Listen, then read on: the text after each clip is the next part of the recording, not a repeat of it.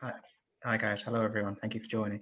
I'll get started perhaps with just a little bit of my story, and then John will give his contributions, and we'll kind of lead into what Hexy Time is for those. I know there's a couple of people on the group who are already members of it, as this kind of collaboration tool, and how it helps escape from those boxes that Andy described. And then it would be really good to have a bit of discourse as well with you, because in terms of our own learning and development, I think this is for me one of the most important bits, is actually getting an understanding as how that lands with you and what we could do to make it better. So that's what I've got in my head. So just by way of introduction, I am a consultant paediatrician in Walsall, which is in the Black Country in the West Midlands. So currently in the midst really of COVID. So we've got about 180 COVID positive patients in the trust, and an increasing number in and out of intensive care. So that's a lot of pressure that we're under. But one of the things that my role is all about is trying to support staff to improve services within the organisation to help manage not necessarily just this exceptional level of demand, but also improve quality of care for patients. And my story, certainly within this trust, started with an idea. So we said, let's go from what was a service improvement model whereby people would bring in quality improvement experts into their departments, who are then meant to be part of the transformation leads, who they're meant to transform your team. And then the idea or kind of the fantasy really was that then you'd get that transformation happening. These transformation team would leave the building, so to speak, and your organization or your team would fly. But actually that never happened in a way that the organization envisaged, partly because people were never kind of bought in, to use the terminology, to those improvements. And secondly, a lot of those ideas were based on a work as imagined rather than work as done. So I kind of initiated this idea of quality improvement whereby everyone got supported and trained to do QI, which is going back a couple of years. And it's interesting kind of looking back on most of our careers. I think probably it's true, not just for me, but many of us, most of our learning has come through failure. It doesn't feel like the best experience at the time, but certainly looking back at it, there's probably the kind of real junctional moments. And for me, one of the most important points for me was when I had a kind of a group of quality improvement enthusiasts, so to speak. These were individuals around the trust who I'd kind of brought together to help develop this QI academy, as it turned out. And we'd meet up on a Friday evening.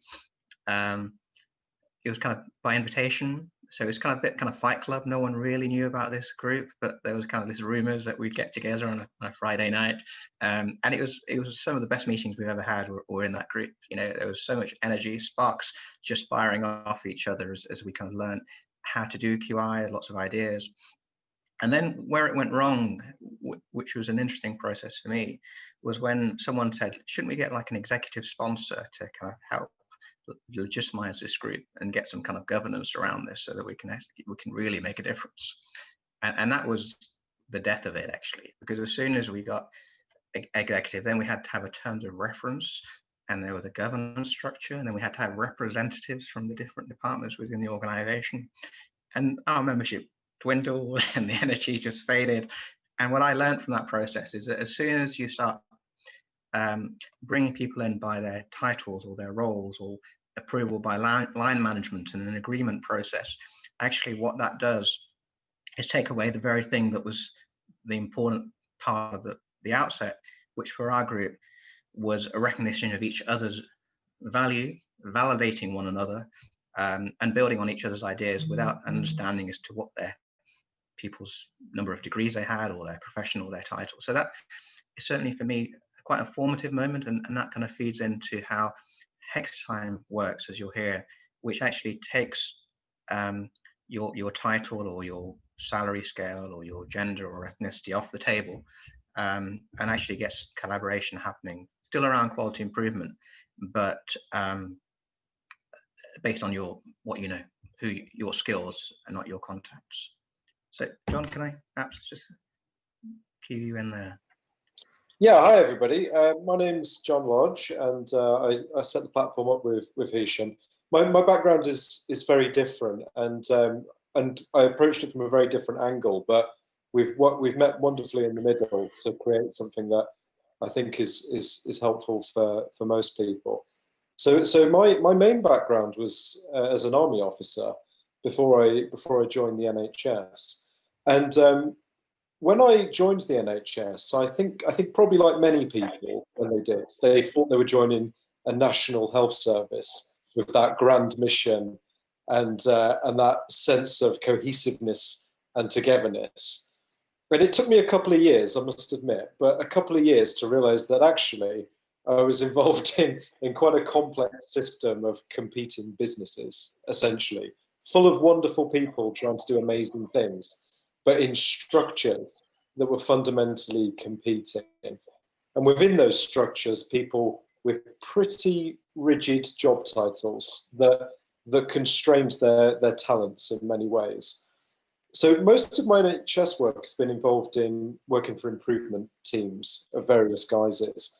And the typical example that I often cite that sent me down the track of Hexy Time was I was just looking for an analyst to support some diagnostic work. My team didn't have the capabilities, the capacity spare.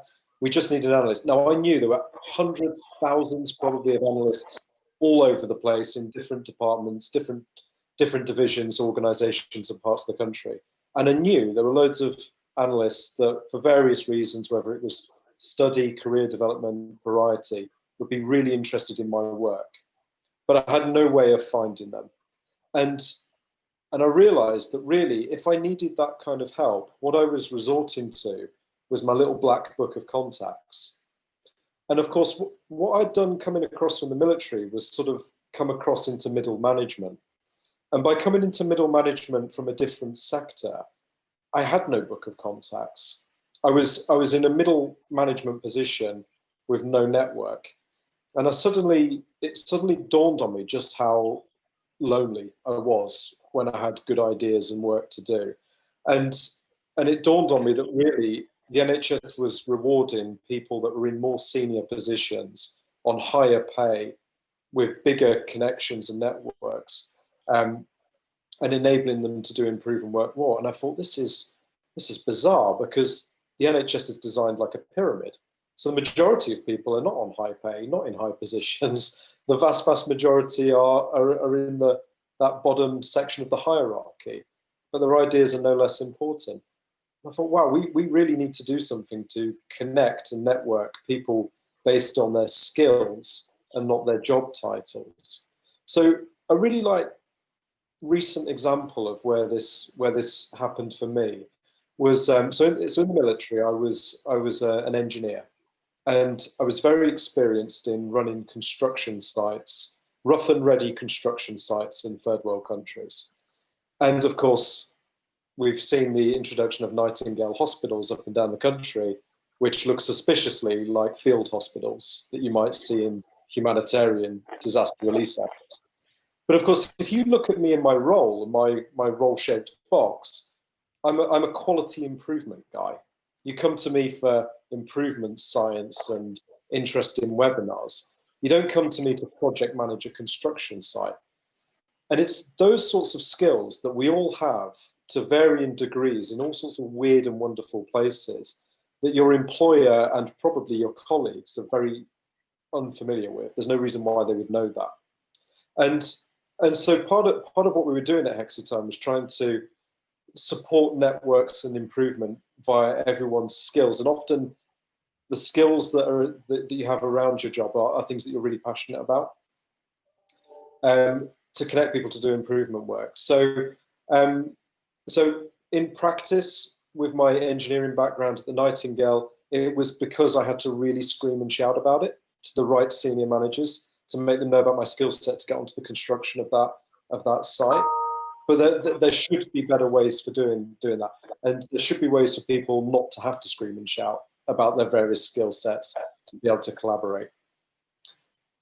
So that was really where I was coming from. But also, I suppose it's worth saying from an NHS management point of view, what I could see when times were tough were people like Hesham, clinicians working very hard at the front line, also trying to complete managerial responsibility as well. And when the times get tough, their tendency really is to work harder. There's dedication, commitment, and passion. They work harder. But in my management role, I could see lots of people, frankly, with spare capacity, but they weren't lazy, and it wasn't for lack of wanting to get involved in work. They just had spare capacity that could not be realigned properly because of their role-shaped box. And so I also wanted to support ways, basically, where the needy could ask for help if they're at their capacity or wanted to do something differently, and people with voluntary capacity could help them and not have to just simply talk to their line management to go up a command control structure to then get triaged and sort of redeployed and then back down a command and control structure. I wanted to connect them directly. So I should add as well, at this point, we're going to do a lot of talking. So do interrupt us and ask any questions, and I'll just pause for a second for breath, but to let anybody chip in with any comments or reflections. Or contradictions, actually. Yeah, please. So Anna, I think you were saying something. I think you were going to contribute. What inspired me, when you were talking, John, was I work in a team in the NHS part-time in mental health. It's for older people with dementia. And because of the lockdown, so since October, I have facilitated something called the map of meaning. It's just something I'm trained in as a framework, as an excuse really to meet online with the whole team. And we are very fortunate to have a collaborative leader. It's a young guy who is very open, who's very good at supporting frontline workers with the least qualifications. And what I was thinking of,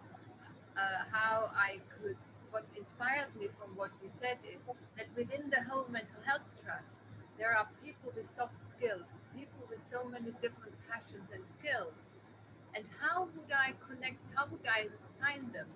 How would I, for example, I initiated a project in 2014, and it took me 2 years looking for somebody who was open-minded enough. It was called Brain Food, which is now a national trial. But it took me 2 years to talk to so many consultants, and they all rubbished me and said, oh, this is just eccentric, because I'm a herbalist as well. We are not insured for those kind of things. And then I found a consultant who was curious, who tested me out, sending me private patients, and then said, okay, fine, this is scientific, let's go for it. And then she got a grant for £3.8 million last year, and it's a trial at UCL. But how long it took me to find someone within the system. If there was some kind of platform or network where people can share skills or get to know each other outside of their team or their role. I mean, I'm doing that now in the map with using the map of meaning in our team. So we are connecting because we are looking at how to express our creativity, how we relate that to other people. So it's happening in a small team. And everybody is very enthusiastic about it because we get to know each other in a different context, on a different level. And that improves, even in lockdown, the team culture. And everybody just feels welcome because people start in a team that's virtual, more or less. So they feel they can connect. And I just wondered if that could be scaled across a whole trust, or even wider, so that you can find people that can feel inspired by your ideas, want to connect and co-create something. Anyway, that's what. Thank you, Anna. And just before John and Hesham reply, and I know some people were struggling to hear your audio there, so I think just briefly in summary, Anna was describing how it had taken her a long time to find people that she could connect to. She's got specific sort of areas of interest, and it was, how can we make those skills and those interests and so on more visible to each other at scale, so that we can abbreviate the time it takes to find each other. Is that a fair summary, Anna? Yeah, sorry, my video, I forgot, my laptop is something broken with the microphone. So is it better now when much better, thank you. Yeah. So yeah, that was a good summary. How to make it easy to find other people. I wonder if now might be a good time just for me to share our kind of Hexy Time front page, just maybe some examples that might help kind of explain how that works really. So Hexy Time is as you'll see now, is let's see if that works. You got the Hexy Time screen there? Yes. You did. All right, perfect. Yes, just mine. So Hexy Time is a platform that you can post your requests and offers, and then search for other people's requests and offers, as you can see on the page there, by postcode, region, or NHS organisation. And if you kind of scroll down the page, what you'll see here is the latest requests, challenges and offers that have been posted by the members on Hexy Time. You can see there's about 140 activities, just over 1,000 individuals on the platform. And these really across the kind of length and breadth of the UK, mainly people working within health and social care, although we've got some academics on there as well, all of whom are here because they want to improve health and care. So it's a kind of community of purpose as opposed to a community of place or a community of organisation. So that's a kind of a unifying factor. And if you look at the first thing I do every morning is check Hexy Time, and if you see the kind of things that are being put up there. So Heather, for example, her request is she works in Scotland. She's a leadership consultant, and she wants some help using Miro, which is an online board, which some of you may have come across before, which is kind of virtual kind of facilitation. So that's a skill that she wants to develop. And there's no one who's got in their job description that I've ever seen use of Miro boards, although it's a pretty helpful thing to be able to do for those of us who are doing more stuff on the online world. Similarly, the next one is a post here asking for challenges and ideas from the Kent, Surrey and Sussex Innovation Leads Network. So that kind of, I guess, responding to what you were saying, Anna, this is an opportunity for people who've got ideas that they want challenges to, or challenges that they need ideas to kind of post them on there and get contributions to it. So that is basically allows that kind of forum to happen. And the third request here is John's one. Maybe John, you can just talk that through. Yes. So I desperately need to pull together a team of people that could be redeployed onto the Nightingale site to fulfill what's called a quality and learning function, essentially listening to staff and patients, engaging with improvement cycles and feeding back what the change is. But of course, in the environment that we're in at the moment, people are very busy. There's lots of politics.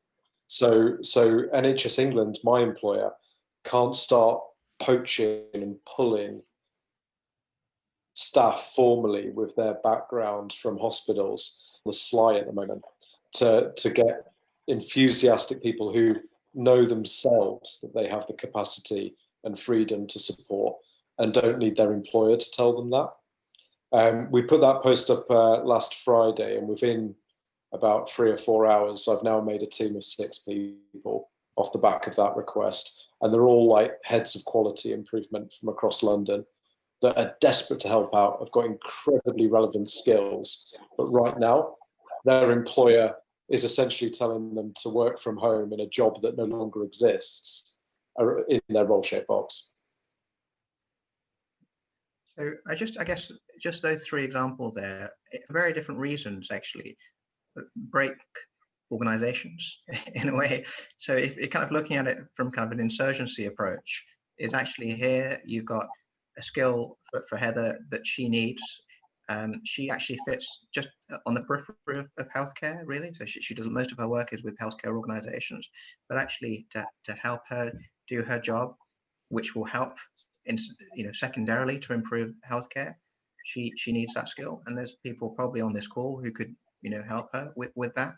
And what she would get is an hour of time, which you would offer if you could do it pro bono, but actually you would also get an hour's credit, which you could then use for some other support that you might need, because it's powered by this time banking engine, that every time that you respond to an offer or you help someone's request, you get an hour's credit. So sorry, I apologize, the other way around. So if you put an offer in and someone takes it up, you get an hour's credit. And similarly, if for example you helped Heather with hers, you'd get an hour back for that. So it kind of basically you get the credit which you can then pay forward for someone else if you needed it. So that's just an example. And similarly with John's example there, you know, these are for political reasons, resources and skills that we need, but we can't legitimately ask from a line management point of view. But actually, there are those skills and resources that are available to you, just by, you know, breaking those kind of barriers. And the third one there, that one just on the side there, is a slightly different response, because what they're asking here for is ideas that could be worth spreading. And then you essentially would post an idea and then get other respondents to reply to that, and thereby build on one another. So it's kind of building on the shoulder of the giant, so to speak. And that is just the platform, how that kind of works. The last thing I'll say just before I hand over to John is one of the key things about this, and certainly for me one of the most important, is that it works on that peer-to-peer level. You don't need a line manager's permission or an authority of some sort to be able to post on there.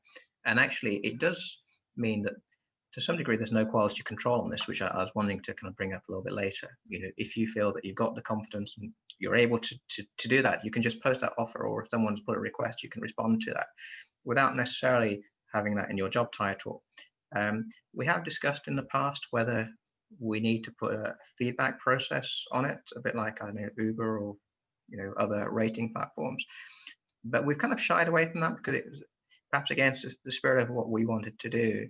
And actually, we've never had any bad feedback, you know, from all the people. We've had hundreds of hours exchanged. No one's ever said, you know, that was a dud. He or she said they're going to do this and they never did it. So, you know, in a way that it kind of validates that approach. I mean, I'm interested whether people would disagree with it. I'm kind of, you know, perhaps just listening to your advice as well. But that's the approach that we've taken so far. John, do you have anything on that? Sorry, yeah, of course. Yeah, go for it, Andy. Yeah. There was someone. No, go for it, Andy. Oh, I didn't see. Well, sorry, I'll go in. If someone else wants to come in, they can. It was just a quick sort of side note, really, which is I only made this connection myself yesterday in a conversation with someone, but some of you might have come across a company called Valve that has a now almost famous employee handbook because it's so unusual. So I'm just putting the link into the chat box for those that are interested. But in the employee handbook, one of the things it talks about is employees at Valve, 100% of their time is discretionary. Wow. So the idea is they escape the role-shaped box because there is no box. You just turn up and contribute. But the connection I made yesterday back to Hexy Time and what Hesham's just described is the way they facilitate that at Valve is they have a simple sort of IT platform, which means that people can propose projects that they think would be valuable. And the way that you get a project commissioned is that if people wheel their desk beside yours, then you have a project. And if people wheel their desk away, you no longer have a project. And it struck me yesterday talking to someone that Hexy Time's sort of doing a version of that. It's kind of finding each other and saying, yeah, we need a bit of that. Let's get around that idea and do it. So anyway, it's a side note, but I think the employee handbooks may be interesting to read in the context of Hexy Time because I think it helps to point to some of the value here. Thanks. I've taken that and it's now a tab on my screen to read later. Yep. Sounds really interesting. Does anybody want to jump in at this stage? Okay. there's a couple of things I wanted to talk about. One is around how we were just now talking about organisation, but at Hexy Time we've tried to design it so that you can collaborate and share ideas across organisations. Now, of course, when I say across organisations, you are probably thinking between hospitals, and of course that's true. Between hospitals, we have NHS badges. But we wanted to take that even further, because at its core, what Hexy Time is about is improving health and social care services. So actually, we don't even care if you're employed by the NHS. We actually don't even care if you're employed. We just care about your skill set. And so what we've got on that platform now is a mechanism, as long as you've got an email, a mechanism to be able to share your skills, whether you work for the NHS, for social care, a local authority, academia, or you're just a member of the population with a skill set and some interest in improving health, and you have time to contribute. So we've really tried to open up collaboration as much as possible there, and we've even got people from overseas contributing their expertise. We've most recently just taken on somebody from the USA who's actually sharing her skills from Hawaii. And so, and this sort of working environment is just is becoming more natural with the pandemic and virtual working anyway. But we really do mean it when we're talking about improving health and social care services and not caring about people's roles. The other thing I wanted to just explore a bit further was around how it's a platform to ask for help, and we're seeing people asking for help in some really interesting positions. So I'll just share the screen very briefly. So let me see if I can find the right tab here. So for example, we have a chap on the platform called Matthew Lewis, and as you can see, Matthew Lewis is a senior executive, and he's a respected consultant medic in the system. If you didn't know Matthew, you would be forgiven for looking at his profile here and thinking, well, I'll wait for Matthew to tell me what to do, because clearly Matthew is both a senior manager and a senior doctor. He can't possibly need any help. I think some of the consultants on the call might smile at that. But actually on Hexy Time, people like Matthew are able to show a slightly vulnerable side and post requests like this. So you can see here that Matthew's clearly got a skill gap around finances and using Microsoft Excel to do pivot tables. And this poor guy has found himself in an executive role where he's probably having daily conversations about complex data analysis and financial planning at a board level. And I suspect that through his medical training, I think he's a surgeon, through his surgical training, he's never actually been taught any of this stuff. But on his job description, people are probably making assumptions that he knows it all. And so Hexy Time is a really wonderful way for people to show vulnerability and to upskill and be better for it and the services they lead. And you can see here that there will be people of all kinds of backgrounds, job grades, who don't even necessarily need to be in the NHS, but could support this executive in the Midlands to manage his hospital better. While I'm here, the other thing I should say while we're talking about role-shaped boxes is we can be really old school. So we can look at people in their role-shaped boxes. So here, for example, this is my brother, Michael Lodge. He's a maxillofacial registrar. And at the time, he was looking to become a registrar. And what he needed to do was a whole series of audits for his professional development. And of course, audits are part of his role, they're part of his professional development. He's expected to do them in his job. But what I was explaining to my brother about Hexy Time was that if he shared part of his role that is in his normal job description of what he needs to do, rather than just knuckle down and work harder to achieve his clinical audits, I'll stop sharing at this point. rather than just knuckling down and working harder to achieve his clinical audits, he can do some of his business as usual work, the clinical audits he has to do anyway. And through the time bank that Hesham's described, he's going to earn credits for stuff he'd do anyway.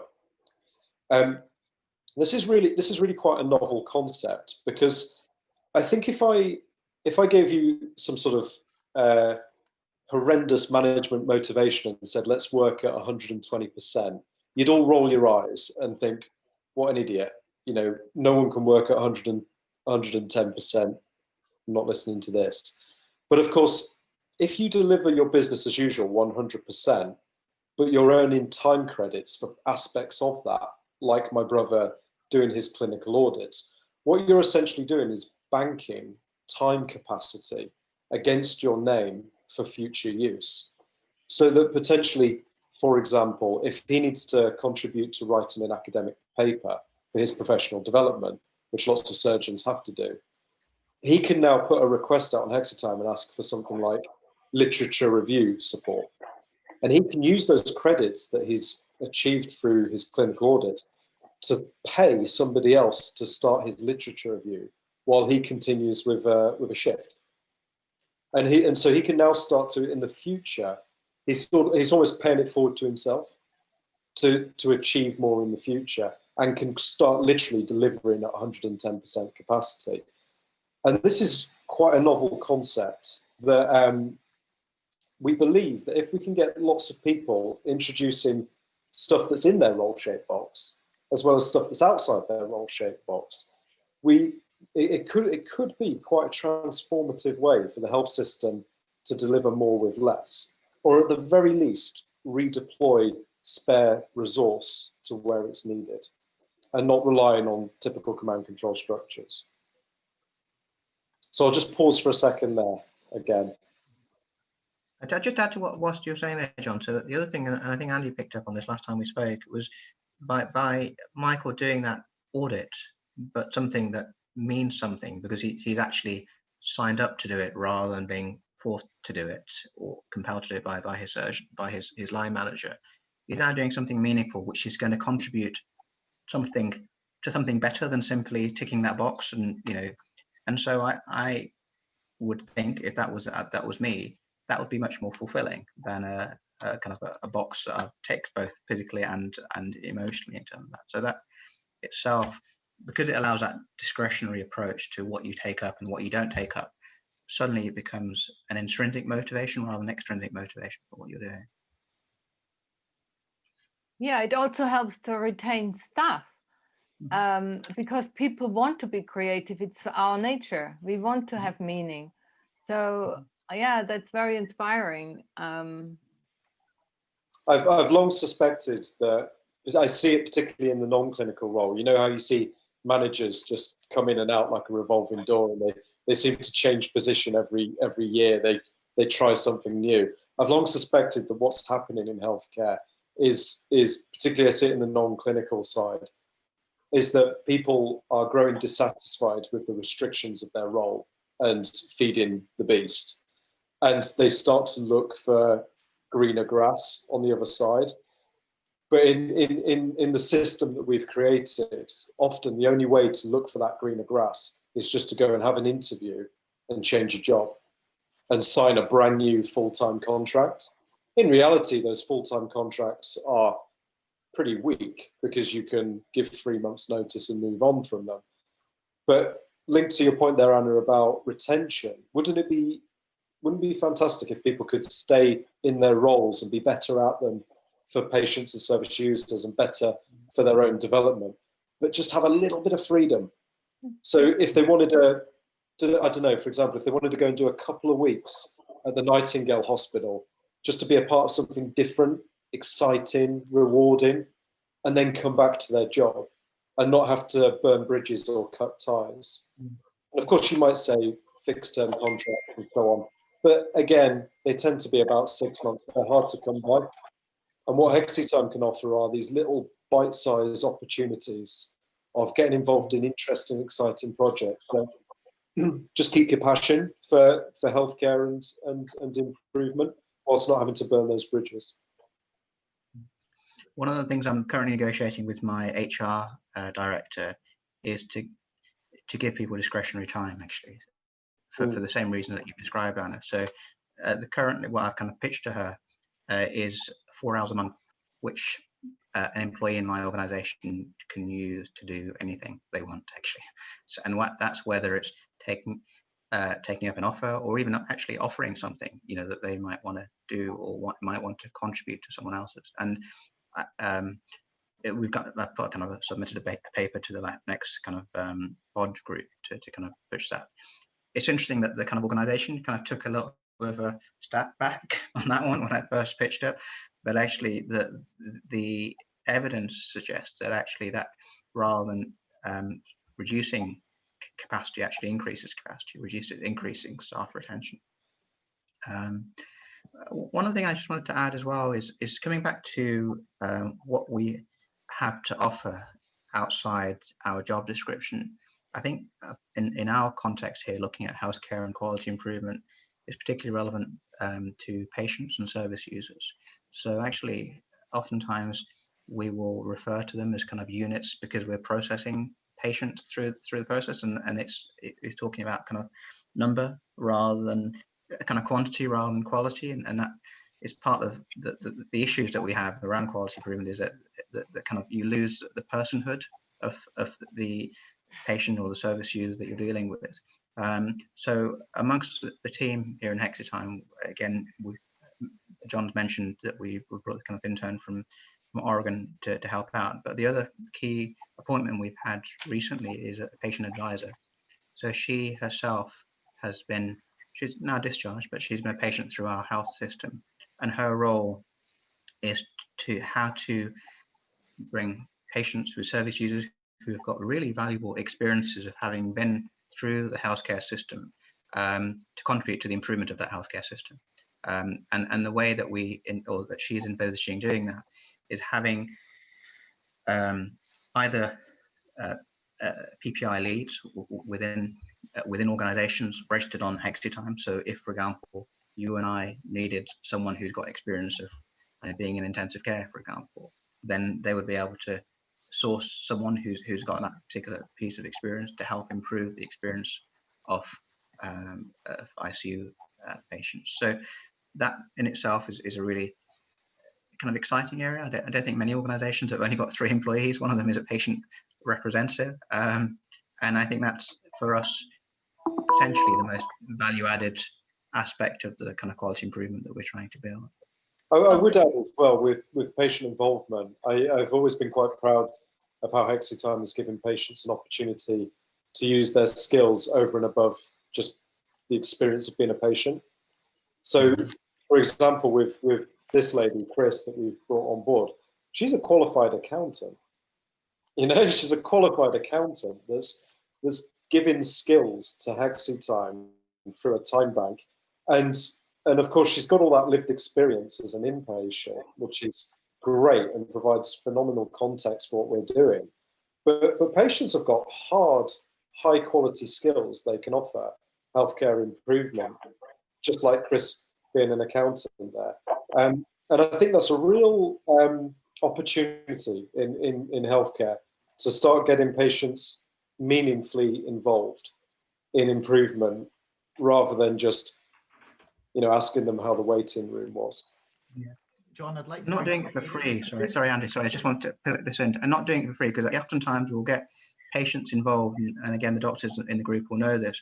And it's almost expected that they're going to give this time pro bono. You know, you're going to come and do X or Y, and we may pay your parking, but that's about it. Whereas actually, if we really valued their contribution as equal partners, then we would be including them as equal partners, and their hours credit is the same as your hours credit if you were to use it through this platform.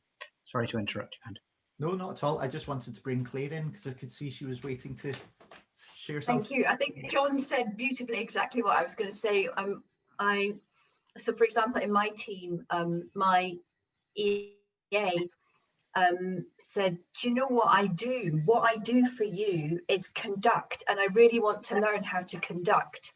So I spent quite a long time trying to find a conductor who she could go and shadow. And it would have been great to have that on Hexy Time. And as you say, to pay that person in Hexy Time, in that currency as an equal. And I think it's exactly that we often ask those who use our services to come in and be the voice of experience. But actually, we're looking for skills, you know. I was looking for an orchestral conductor. That person might well have been a service user, but I was asking them to bring their skills as an orchestral conductor, not necessarily but you know, as somebody who has experience of what it's like to be on the receiving end of our service. I have a question. Can I ask that? Go for it. Would you describe Hexy Time as the enabling structures that enable the emergence of an more interconnected healthcare system, more like an ecosystem where information flows more freely, like in our brain? Potentially, but just to be clear that it's interconnecting individuals with skills. What we're not doing is integrating care. So okay. We're not integrating care or linking up service data sets or anything like that. So what you've said sounds very grand, and I'd love to be able to say that, but with the small caveat that it's interconnecting people skills. Yeah, it's important to differentiate. Yeah. Just on that, I'm just going to show you all very quickly a map, because I think we've been quite grand in some of what we're saying here, and we're talking about linking up the system and interconnecting people. Of course, some of our users on Hexy Time are quite justifiably looking for how they can get immediate help for themselves. So, and that's cool. It's absolutely fine. They're not necessarily joining this big, you know, wonderful movement. They're just looking for help. They're in a position of need, and we have many users whose experience of Hexy Time is a single one-to-one contact, and that's fine. But what I wanted to just show you all is that actually, even for those single one-to-one contacts, what they're doing is feeding into this wonderful system. And they're feeding into a wonderful system by the use of the time credits. So, say, for example, I just have one connection and I give somebody 2 hours of my time because I want to write that up for my essay, for my master's degree or what have you. I give someone 2 hours of my time and I never think about Hexy Time and I walk away. What we're finding when we audit Hexy Time, and I'm just going to share my screen again, is that the wider audits are showing phenomenal linkages of people, as you can see here on the map. So, for example, you might be Lynn here, right? Down at the bottom of the screen. And Lynn has a set of skills that can help somebody. So Lynn needs some help, right? She's in a position of need. So Lynn gets some help from Sam. And in doing so, she gives her a credit. But as and Lynn doesn't need to necessarily know or care about this wider ecosystem. But as you can see there, that when she enters a credit into the system, those credits are then moving around a much wider journey. And it can be quite feasibly that those credits are moving across professions and then across organizations and then across regions in the country and are popping out over here. And this person over here could be receiving benefit via those credits as a very indirect result of somebody putting in help over here. And we've only really in the last sort of 3 or 4 months started to properly evaluate and understand and audit that wider ecosystem of giving. And it's that sort of, I don't know, I guess it's like a butterfly effect, you might call it, that trickles through that I'm quite pleased with. I'm just aware that we've got about 9 minutes left before many of us probably have to go into our next meeting for the day. And it would be unfair to stop this with at 2 o'clock and give you no time to move across. But I think one sort of ask, a plea from me and Hesham would be if you take a look at this system, have a bit of a think about areas where maybe we or others can help you in your healthcare or social care improvement roles, or maybe have a think about what you could do in your role shape box or outside of your role shape box to support other people, and maybe consider offering that time onto the time bank and just seeing what might happen. And I know a number of you on the call, Myra, Sasky, I know a number of you have already had this experience and gone there. Might be interesting to close this actually, if maybe anyone that's used Hexy Time could validate my self-validation. Or challenge it, John, or do we No challenges, please. I just thought it was, I've only used Hexy Time a few times really so far, but wanting to use it a lot more and wanting to kind of link in with some of the other networks I work with. But I just find it a really easy and really nice way to connect with people who I'd never met before. Like I'm the accountant that, you know, there's no way our paths would have crossed otherwise really without Hexy Time, but actually this is an accountant who's looking at kind of how do we help people approaching the end of their life to plan their finances, which is something that in my professional role, I come across people who haven't kind of made those plans towards the end of their life, but it's not a piece of work that I've ever really kind of put much time into, I suppose. And here was an accountant who's really keen to kind of explain to do that better. So that was an example. I know a couple of people on the team I work with have also been part of that. So yeah, just been a really nice way to connect, to meet people. Way, hopefully. Well, that was quite interesting. That particular exchange, that accountant isn't even in the NHS. They're completely in the private sector, but just looking to contribute to the health system. And I think that really spiraled out of control. I think they've now got 5 or 6 people from the NHS, all clinicians, supporting the development of their app through your initial offer of help. That's really nice, isn't it? Kind of taking back to that point about bringing people around a purpose rather than around a profession or a professional group or an organization. Suddenly and I think that's, for me, oftentimes when I've done exchanges, that's because you're connected on that kind of deeper level around, you know, values. You know, we're all probably around that kind of feeling of giving and receiving, but also a purpose around improvement. Then automatically you've got a pretty secure base to build new ideas or, you know, entrepreneurship, I suppose, which comes out of that that bedrock. Awesome. Well, with just one eye on the time, folks, can I ask if anyone else has any questions, comments, challenges, anything that they'd like to throw in the mix? Otherwise, we'll pull things together. Suzanne. Hi. I was interested in where you see Hexy Time going, and I'm listening to what you were saying before, Hesham, about once you bring in governance and stuff like that. So do you worry about it getting too big and being taken over by the bureaucrats and the kind of, you know, becoming part of the machine? Yeah, kind of the way of WhatsApp and, you know, other kind of organizations. Yeah, I mean, it's really interesting. I mean, I have thought about that, Suzanne, and in a way, it's quite nice to be on the periphery, actually, because often, you know, you've got that you know, that nimbleness that you wouldn't have if you're part of that bureaucracy. So it's a real kind of dilemma for me, because the way that we've kind of negotiated it so far is that we've set up as a separate entity. So we're a community interest company, independent of any organization or network.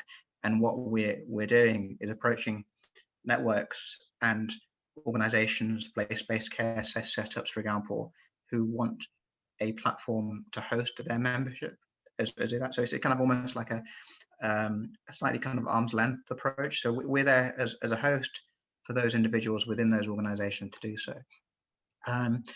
The scale for those, the other thing we've done, and John can give you a little bit more about this, is for those organizations that want a Hexy Time or equivalent for their institution, then we're doing kind of white labeling it, such that for those people who want to have a legitimate, well-governed system that has got all the kind of the branding and whatnot, then they can kind of set that up themselves. but with the software and so on that we've kind of developed for it.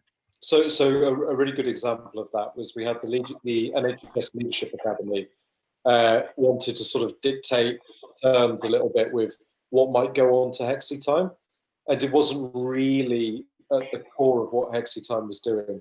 So we did exactly that. We offered them a white label agreement, and in the spring, the NHS Leadership Academy are going to launch a separate white labelled platform that's more for their specific purposes. And it's good for us because it allows us to stay true to our purpose and work for our members and not Simon Stevens or whoever buys us out. And in the early stages, it dominated a lot of our early conversations between me and Hesham, where we were strangers originally, trying to just work out how principled we each were, and making sure that we were on the same page and that we were doing this for the right reasons and keeping it free for people to use, and that we wouldn't sell out. Yeah, actually, I have one final question about that, because in my experience, for anything to grow, it does need the enabling structures for it, so that the energy doesn't get dissipated or you don't get co-opted and bought out. And what we have experimented with, not in the NHS, but where I work in groups with Enlivening Edge and other places and Campus Co-Evolve, is holacracy or sociocracy. There are governance systems that are not top-down, that really encourage the bottom up, and also work with roles, accountabilities, but not where the power is not held by one person, more distributed. I don't know if you have ever considered any of that in order to become regenerative. It definitely sounds like something we would aspire to, a way we would aspire to operate. I think if we're honest, we're in our third year now, and we've just been flying by the seat of our pants the first 2 years, just growing and growing and making it work. So me and Hesham would never dare to say that we individually command and control Hexy Time. It's very much a joint effort. And as Hesham was saying, we've brought in our patient representatives, which actually are going to develop into more than representatives. They're going to be flat with our structure as well. I'd be very interested, Anna. If you can send us anything along those lines, Yeah, I will. Yeah, for sure. Great. So I'm going to try and be as good a host as I can be, because we've hit 2 o'clock now, and I know people do need to go. So I'm going to say thank you for the conversation. Thank you guys, particularly for taking the time to do this. Quickly, just to call out Saski's opposite comment, your flying pants, John. We know that they've been shortlisted for awards, so great credit to you guys for doing this. I assume if people want to find out more, they can get in touch with you. But either way, I mean, have a look on Hexy Time, folks, and share your thoughts and feedback with the guys too. And thank you again for joining us today.